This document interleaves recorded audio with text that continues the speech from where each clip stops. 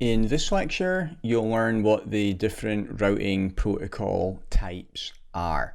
Our routing protocols can be split into two main types. That's our IGPs, which are our interior gateway protocols, and EGP, which is an exterior gateway protocol. Interior gateway protocols are used for routing within an organization. An exterior gateway protocol is used for routing between organizations over the internet. There used to be legacy EGPs, but the only EGP that is in use today is BGP, the Border Gateway Protocol. There are several different IGPs though. Our different IGPs can be split into two main types, either distance vector routing protocols or link state routing protocols. We'll explain what the different ones are and which group they fall into coming up in a couple of slides. So in distance vector protocols, each router sends its directly connected neighbors a list of all its known networks along with its own distance to each of those networks. Distance vector routing protocols do not advertise the entire network topology. A router only knows its directly connected neighbors and the lists of networks those neighbors have advertised. It doesn't have detailed topology information beyond those directly connected neighbors. So because of this, distance vector routing protocols are often called routing by rumor. We can compare this with our link state routing protocols.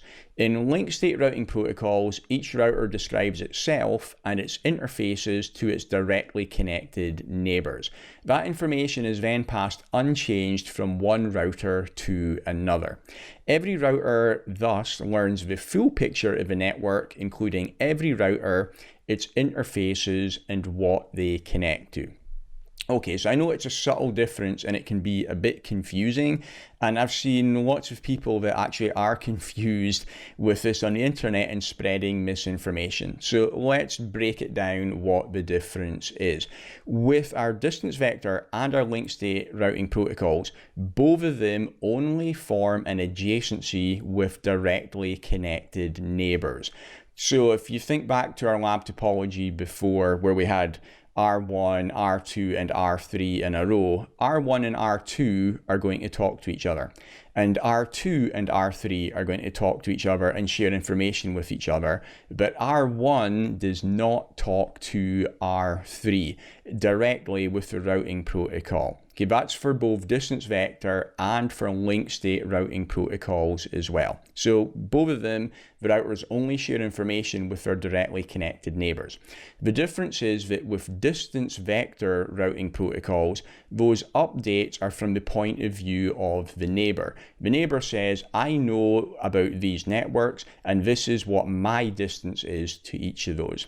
With link state routing protocols, the routers still talk to their neighbors, but they say, hey, these are all of the routers and their links that are in the network. And the information passes along unchanged. It does not get updated from the point of view of that router like it does with distance vector routing protocols.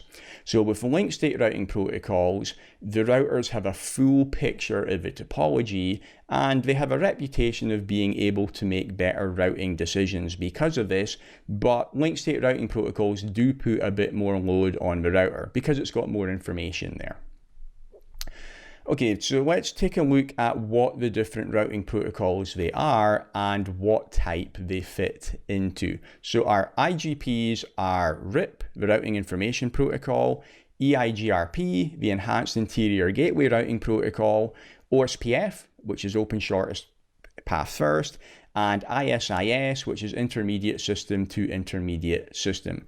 RIP and EIGRP are distance vector routing protocols, and OSPF and ISIS are our link state routing protocols. And that's all the IGPs that there are that are in use today.